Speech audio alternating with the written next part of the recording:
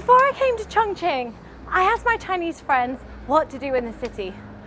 They all replied, hot pot, the skyline, hotels. But they failed to mention one key detail. There are so many steps.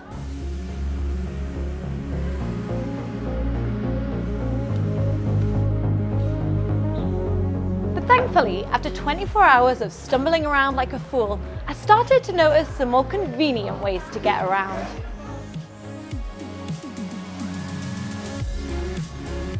I can't believe we're getting a cable car in the city. This is pretty cool. Look, it goes up the side of the mountain.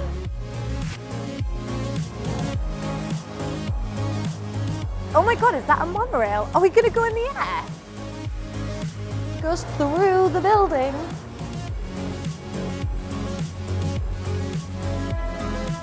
I can't believe I'm taking a ferry to get across the river in Chongqing. How cool is that?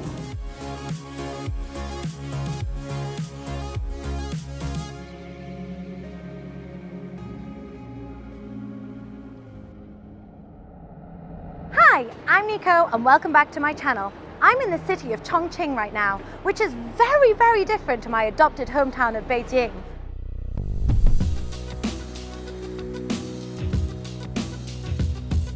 When I was traveling into the city by train, I was immediately struck by its mountainous terrain. As we got closer, I noticed insane roller coaster-like metro lines and flyovers that looked like Hot Wheel tracks, and my excitement started to build.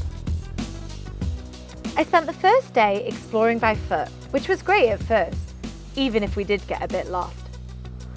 Around every corner, there was something to see, but my favourite place was the stone steps that wind up the hillsides, connecting different levels of the city.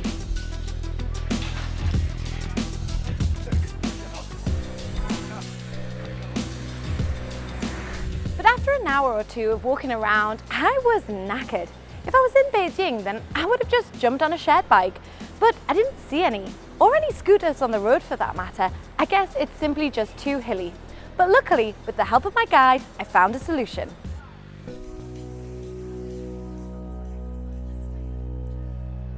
If you do want to avoid the stairs, then this is the Kaishuanlu elevator. You know how I feel about elevators in natural environments? Well, this is in a city and it's purely practical. It joins the lower city to the upper city and it only costs 1 yuan.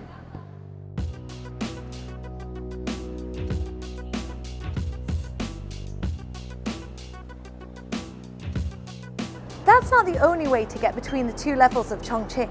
Throughout the city, they've built outdoor escalators that snake up and down the mountainside to make life more convenient for local residents.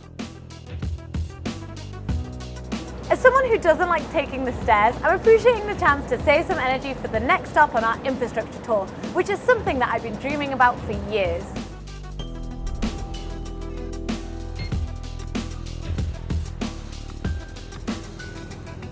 Whoa, what a cool view. I can't believe you can see outside. Oh, it feels like we're going over the river. So cool, it's like we're actually riding like a roller coaster. 前方到站. Theme parks can be pretty expensive, but for just a few yuan, you can spend a couple of hours cruising around on Metro Line 2, which feels like a never-ending roller coaster.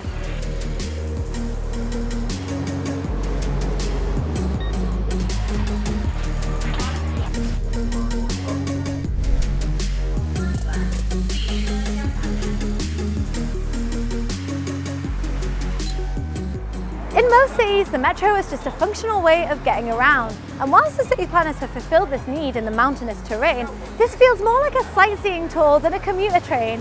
It goes over rivers, under bridges, and this station, Elizabeth, the metro actually goes through the building.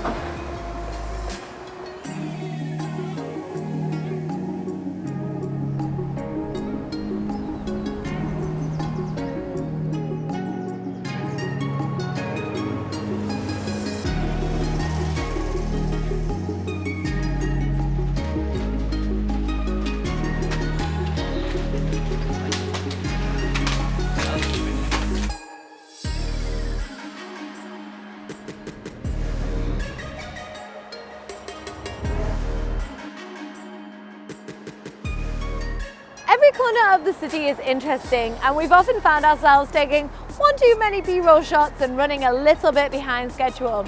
Our solution is always to take one of Chongqing's New York-style yellow taxis.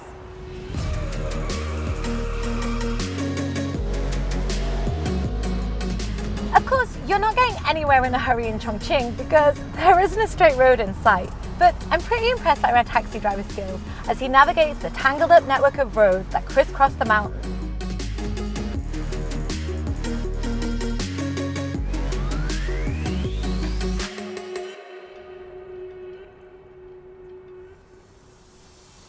The city is not merely defined by its mountains, but also by its rivers. The gargantuan Yangtze and Jialing rivers both flow through the city and actually meet just behind me.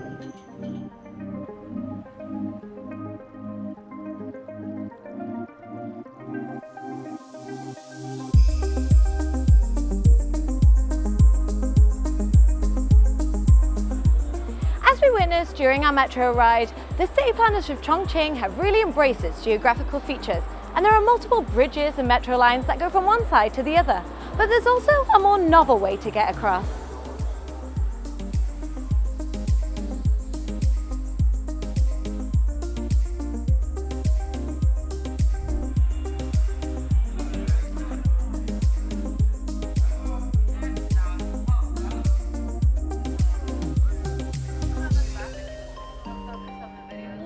This is the Chongqing cableway, which offers amazing views of Chongqing's skyline, as well as a practical way to hop across the river. As you can see by the amount of people who are crammed on here like sardines, it's not just for tourists.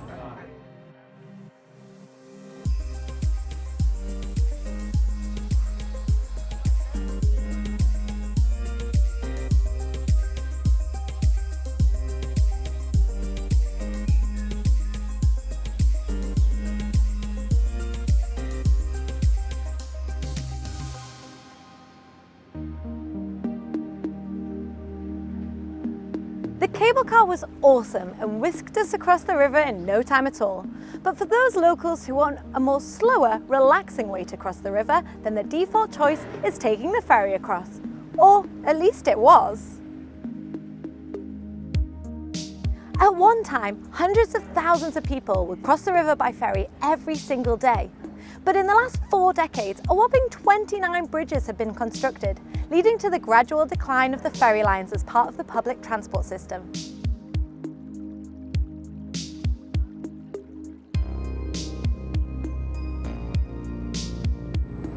These days, only a few of the original passenger ships are still in service, but thankfully many of the original vessels have been given a new lease of life thanks to Chongqing's booming tourism trade.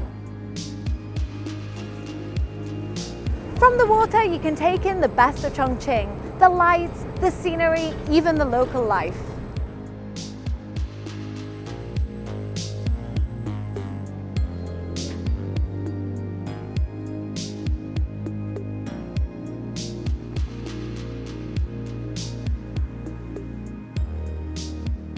I felt compelled to make this video because in most cities, public transport is just an efficient way to get from A to B, whereas here in Chongqing, the journey around the city is just as enjoyable as any of the destinations themselves.